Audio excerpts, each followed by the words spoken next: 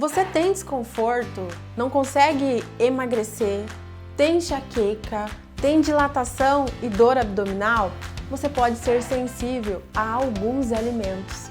Assista o vídeo todo, marca aqui o sininho para te lembrar sempre que eu postar um vídeo, porque eu vou te trazer muitas dicas para mais qualidade de vida.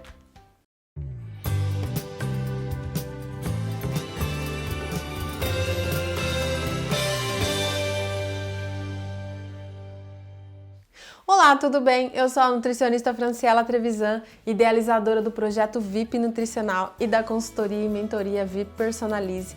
E hoje eu quero chamar a atenção para a sensibilidade alimentar.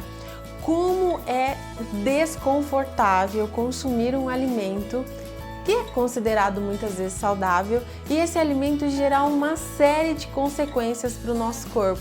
Você se identifica com dilatação, dores abdominais, cólicas, dor de cabeça, enxaqueca, problemas com redução de peso? Você conhece alguém que sofre com isso? Pode acontecer e você tem alimentação equilibrada e não entende o porquê não tem resultado. Muitas pessoas me procuram para fazer exames de sensibilidade alimentar, exame genético, para identificar o que pode estar causando. Então, a sensibilidade alimentar, muitas vezes a gente faz um exame convencional de laboratório e o exame não detecta uma intolerância por conta da quantidade que isso está agredindo o seu corpo. Os exames mais detalhados, mais sensíveis, eles conseguem mensurar por uma quantidade melhor e menor de alteração da IgG. Então você consegue, através de um exame mais detalhado, uma informação que num exame normal dá como se você não tivesse nada.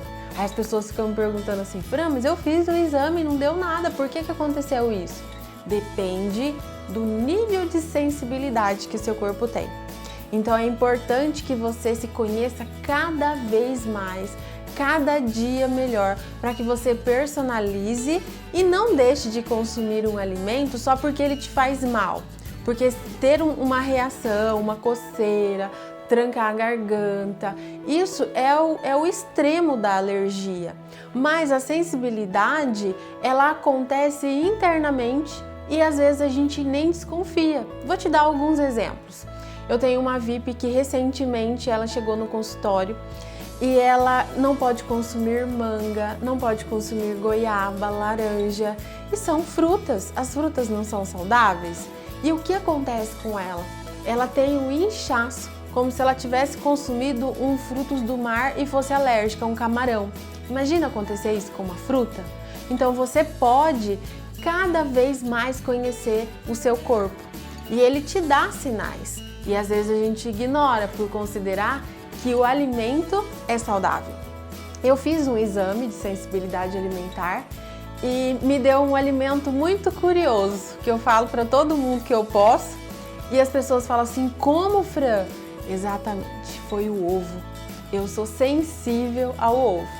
E o que acontece no meu corpo quando eu consumo alguma preparação ou me arrisco, aventuro a consumir os ovos? Eu tenho um inchaço muito grande, eu fico 4 dias inchada. Então isso acontece com o meu corpo. Eu sei que se eu consumir, eu não vou parar no hospital, mas essas reações vão acontecer dentro de mim e dá um super desconforto. Outra sensação é de que consumiu alguma coisa estranha, fica parecendo que tá com ressaca. Já passou por isso?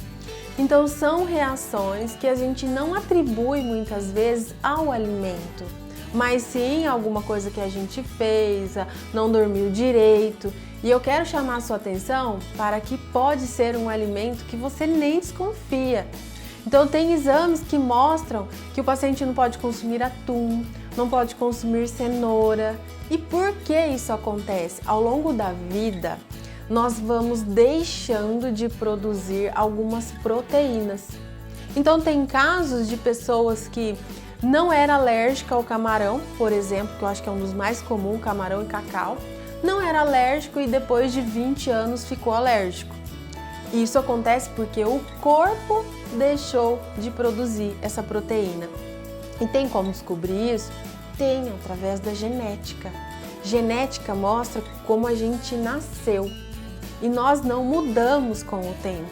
O que acontece é que aflora essas mutações que nós nascemos. Então, se você tem o conhecimento disso, você consegue cuidar para postergar o máximo possível. Não fique sentindo desconforto, não ache que é normal comer alguma coisa e se sentir estranho.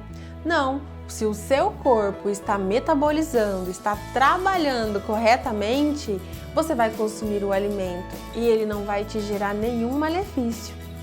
Pessoas com problemas de redução de peso, chega no consultório e fala: Fran, eu não estou consumindo quase nada de alimento e o meu peso não baixa na balança.